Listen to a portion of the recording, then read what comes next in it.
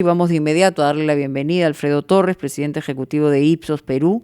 Ha salido la encuesta nacional urbano-rural, ayer fue publicada, sobre la intención de voto para abril del 2021. Estamos exactamente a 4 meses de esa primera votación y lo que queda claramente establecido es que todavía el no sabe, no opina, o el señor ninguno, en todo caso, tiene las preferencias del país y que hay un solo candidato que tiene dos dígitos, como es el señor Forsyth, que tiene 18%, pero también se ve que hay como un estancamiento de parte de él y después vienen los más pequeños, los 5 posteriores. Estamos hablando de Julio Guzmán, estamos hablando de Keiko, en fin, Mendoza, Urresti, Lescano, etcétera, etcétera.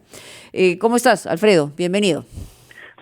Gracias, Mónica. Buenos días. Efectivamente, hay una gran dispersión del electorado. Es verdad que hay muchos más candidatos que en otras elecciones, pero no hay prácticamente ninguno que concentre pues un voto muy sólido, ¿no? Forsyth encabeza la intención de voto, es el único que tiene 2 dígitos, como mencionabas, 18% en nuestra última encuesta, pero incluso en su caso, cuando preguntamos las personas que están, cuán decididas están en cada caso por el voto, vemos que solamente 6 puntos porcentuales de esos 18 son gente que dice que definitivamente votaría por él, ¿no? Los otros son simpatizantes, son personas que en el escenario de que mañana fueran las elecciones sería su preferencia, pero eventualmente a lo largo de la campaña podrían cambiar de opinión. Y podrían cambiar de opinión con una circunstancia determinada, es decir, estos 5 o 6 que están encabezando, más allá de los porcentajes que son todavía bastante menores, esto podría cambiar de la noche a la mañana. Es decir, yo escuché hace algunas semanas en unas declaraciones suyas que decía, bueno, de los 5 primeros debe salir los 2 que van efectivamente a una eventual segunda vuelta, pero esto puede cambiar dramáticamente. Sí, porque además no hay 5 primeros definidos, ¿no? Si uno se pone a ver lo que ocurre con el cuarto o quinto lugar, es que hay un empate, hay muchos candidatos que están en 7, 6%, hasta 4% es un empate estadístico, digamos. Entonces no podemos afirmar en este momento que de estos 5 primeros está seguro el próximo ganador, porque el quinto lugar es Urresti con 6% y luego viene Lescano con 4%, o incluso De Soto con 3 o 4 según otras encuestas. Entonces todavía no está definido este pelotón de los punteros de donde suele salir el ganador, ¿no? Fernando, tenemos datos, ahora sí te escuchamos. Sí, otro de los datos importantes de su encuesta tiene que ver con las intenciones de voto para el Congreso, porque ahí resulta que Forsyth no está en primer lugar, sino en cuarto lugar, es decir, no él, sino su lista parlamentaria, ¿no? Superada ampliamente por el Partido Morado, que está en primero, y ahí sí, con 2 dígitos, 12%, ¿no? De manera que hay una percepción diferenciada del candidato presidencial y de su lista parlamentaria. Sí, así es. Creo que tiene que ver con 2 factores. Por un lado, el Partido Morado ha tenido un rol muy destacado, digamos, diferenciado de los demás partidos a lo largo de este año en el Congreso, ¿no? Entonces, la gestión pues de Alberto de Belaúnde, de Olivares, Gino Costa, el propio Sagasti, ha generado una imagen favorable. Recordemos que ellos votaron en contra de la vacancia y finalmente de ahí salió pues la elección de Sagasti como presidente. Entonces, el Partido Morado construyó una imagen parlamentaria importante. Y por otro lado, hay muchas personas que no saben cómo se llama el partido de Forsyth. O sea, Forsyth ha entrado a un partido que le está cambiando de nombre, que se va a llamar Victoria Nacional, pero realmente todavía la gente no tiene el nombre del partido en la mente y ni tampoco tiene claro quiénes son sus candidatos, ¿no? Eso puede cambiar en el curso de la campaña. En esos sentidos sí hay que tener cuidado, porque la campaña parlamentaria realmente no ha empezado en absoluto, ¿no? Entonces en los próximos meses eso puede variar. Alfredo, 2 preguntas muy concretas. Uno, en el tema de la intención de voto congresal, vemos que el partido Somos Perú se ubica en un 3%. Esto quiere decir que lo que se esperaba, una especie de efecto de arrastre en cuanto a la candidatura de Martín Vizcarra, no se ha reflejado aún. Y en segundo lugar, en el tema de los candidatos presidenciales, vemos que quienes suben, hacia un punto nada más, pero son, usted decía, Guzmán y Verónica Mendoza. ¿Ha influido mucho el tema de su participación en las últimas manifestaciones luego de la salida del señor Vizcarra de la presidencia de la República? Bueno, nosotros hemos hecho un análisis sobre la intención de voto de la gente que fue a las marchas y sí hay ligeramente algo más de respaldo por Forza, por Guzmán, por Mendoza, pero es un efecto marginal porque las marchas fueron muy amplias y participó gente, digamos, de todas las tendencias políticas, de todas las simpatías partidarias. Pero quizá ¿no? de los líderes políticos fueron los rostros más vistos, ¿no? Exactamente, entonces sí ha tenido un efecto, pero digamos no han saltado pues al doble, ¿no? Han subido Claro. 1 o 2 puntos, entonces sí ha tenido un efecto, pero no es, digamos, tan definitivo. Lo que sí vemos en general es que hay una tendencia a votar por gente relativamente más joven, ¿no? Hay como que hay una vocación por el cambio que se expresa en rostros relativamente nuevos y en personas relativamente más jóvenes. El caso de Somos Perú y Vizcarra creo que es el mismo caso que mencionábamos respecto de Victoria Nacional y Forza. Mucha gente todavía no sabe en qué partido está Vizcarra, pero eventualmente en la campaña, si es que no siguen apareciendo pues más denuncias convincentes por su gestión en Moquegua, eventualmente ese rol de Vizcarra sí puede ayudar a la intención de voto por ese partido, ¿no? Me parece que ahora lo que ocurre es que todavía no está muy asociado el nombre de Vizcarra al nombre de Somos Perú. Sí, yo quería incidir en lo que habían también señalado mis compañeros, el tema del Congreso.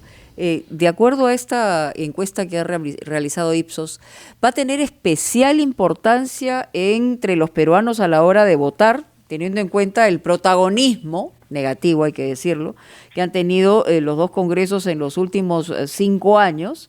La gente ya aprendió acá a votar cruzado, a veces se sorprende uno, pero le pondrá énfasis, hay interés de la gente más allá de por quién vote o por qué partido en darle esa importancia al Congreso. Sí, yo creo que es una conclusión lógica la que mencionas. Este último congreso, sobre todo, que no tuvo candidato presidencial, sino fue una elección estrictamente parlamentaria, le ha dado más visibilidad al Congreso. Entonces, sí creo que para las próximas elecciones vamos a tener más personas mirando por separado la candidatura presidencial y el Congreso, y probablemente haciendo, por lo tanto, más voto cruzado. Claro.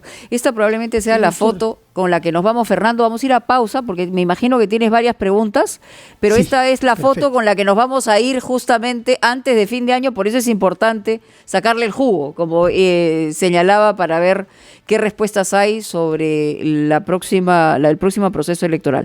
Pausa, Alfredo, le pedimos por favor unos minutitos y regresamos con usted. Seguimos con Alfredo Torres, presidente de Ipsos, a propósito de la última encuesta, total de entrevistados, a ver si lo tengo. ¿Cuántos han sido el total de entrevistados? 1.200. Sí. Bueno, en el cuadro que hay sobre los 8 primeros, en otros está 16%, en blanco viciado 18% y en no precisa 10%, por eso el margen obviamente de cambio es muy grande todavía. Sin embargo, yo lo que quería preguntar, y creo que ha habido una respuesta adelantada en ese sentido, en relación a otras encuestas, varía no solamente porcentajes, sino colocación de candidatos. ¿Hay al cambio en la metodología entre las encuestadoras? Bueno, sí, son metodologías diferentes. Por ejemplo, el IEP es una encuesta telefónica, la nuestra es una encuesta presencial desde hace varios meses. Datum ha empezado a hacer encuesta presencial este mes, hasta la anterior era una encuesta por internet, que por lo tanto no era tan muy representativa. Y también hay diferencias en la manera de preguntar, ¿no? Nosotros preguntamos por quién votaría si las elecciones fuesen mañana, ¿no? En el caso de Datum la pregunta es un poco diferente e incluye la opción ninguno, que hace que se eleve, digamos, esa respuesta, que no, digamos que no está pues en una cédula electoral, en desmedro de las simpatías o las intenciones de voto por los demás candidatos, ¿no? Ok. Fernando. Sí, Alfredo Torres, esta encuesta sale junto a un libro publicado por usted bajo el título de Elecciones y Decepciones. Tengo entendido que se presenta esta tarde a las 7 de la noche y que participará en ella nuestro colega Jaime Chincha junto a Bernardo Roca Rey y la politóloga María Alejandra Campos. Pero como subtítulo usted pone, según veo en la invitación, algo relativo a una democracia en construcción.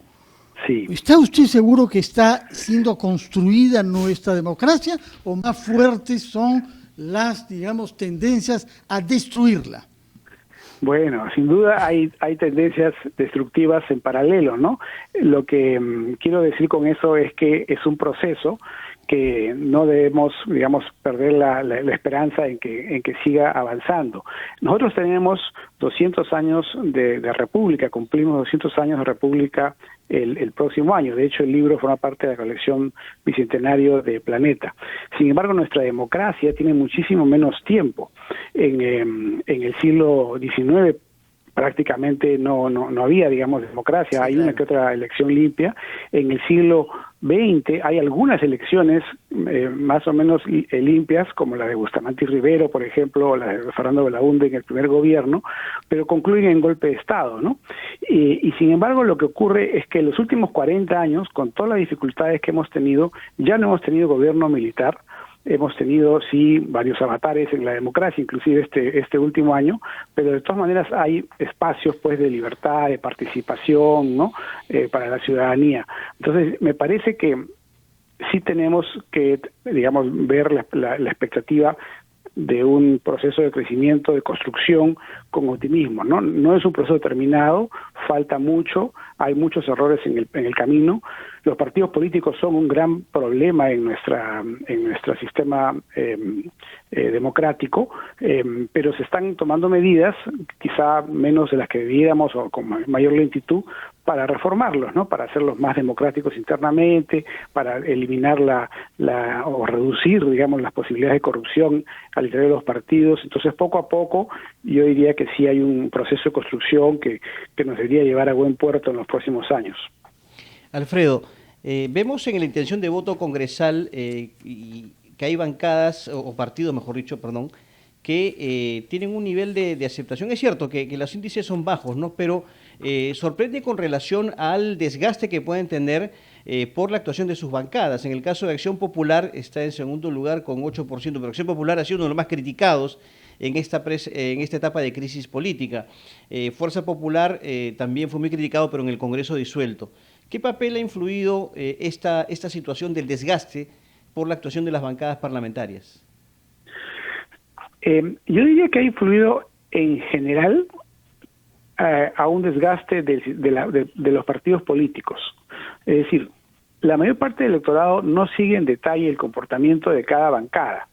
Eso solamente lo sigue, pues, el 25 o 30% de la ciudadanía.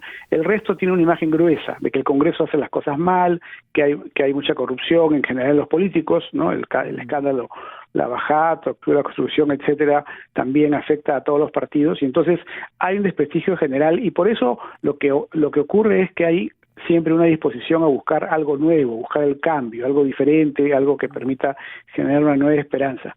En el caso de Acción Popular, la verdad, ha habido de todo, porque hemos tenido a Merino, digamos, presidente interino 5 días, y Johnny Lescano, que es el actual candidato, que estaba en contra de la elección de Merino, en contra de la vacancia, ¿no? Entonces, eso genera, digamos, que dentro de la ciudadanía haya, pues, una cierta confusión y no se terminen de perfilar las opiniones con mucha claridad, ¿no? El caso del fujimorismo es diferente porque ha sido un proceso de varios años de desgaste, y por eso el respaldo que hoy día tiene Fuerza Popular es mucho menor que el que tenía hace 5 años. Y solamente para concluir, porque ya estamos volando en el tiempo, Alfredo, estas elecciones también van a servir como una especie, y lo voy a decir de la forma más coloquial posible, de un gran colador, porque quien no llega 5% como representación desaparece. Es decir, en esta construcción de partidos políticos estamos hablando de terminar una secuencia y empezar otra, pero esto va a generar que se queden en el camino un montón. Sí, eso es muy importante y es muy positivo, ¿no? Es absurdo tener una elección con 23 o 24 candidaturas o partidos participando. Como consecuencia de esas elecciones, efectivamente nos vamos a quedar con 6 o 7 o máximo 8 que pasen la valla electoral, y los demás desaparecen y tendrán que volver a empezar, ¿no? Entonces, eso va a hacer que en el futuro las personas puedan tener una mayor, digamos, facilidad para poder distinguir entre los partidos. Hoy día, la verdad, es muy difícil diferenciar qué ofrece uno, qué ofrece el otro, ¿no? Ciertamente. Muy bien, muchísimas gracias, Alfredo Torres, que tenga además una feliz Navidad. Muy gentil. Ya estamos hablando en cualquier momento.